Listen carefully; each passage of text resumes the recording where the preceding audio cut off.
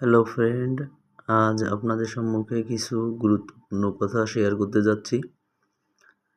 এটা হচ্ছে যারা গর্ভ অবস্থায় হোমিওপ্যাথি যে কোর্সটা গর্ভ অবস্থায় যে ঔষধগুলা হোমিওপ্যাথি ডাক্তাররা সেবন করাই থাকে, অনেক রোগী এসে জিজ্ঞেস করে এগুলো কি আসলে শরীরের পক্ষে কতটা ভালো, এটা ব্যবহারে কোনো বাচ্চার বা বাচ্চার মায়ের কোনো গর্ভস্থ শিশু বা গর্ভস্থ নারীর কোনো সমস্যা হবে কি না। তো ভিডিওটা তাদের জন্য। আসলে গর্ভ অবস্থায়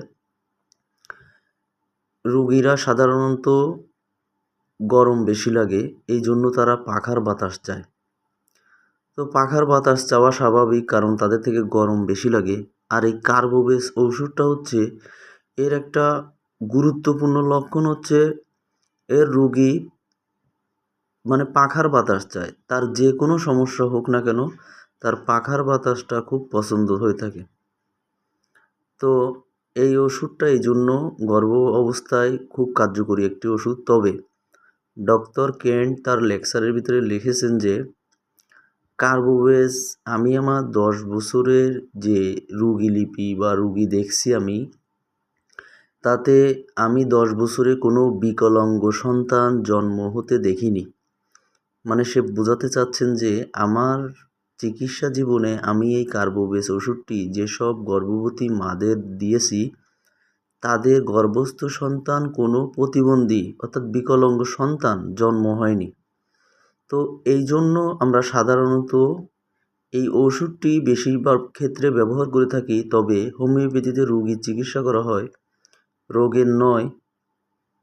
এই জন্য অনেক রোগীর ক্ষেত্রে হয়তোবা ওষুধ ভিন্ন হতে পারে।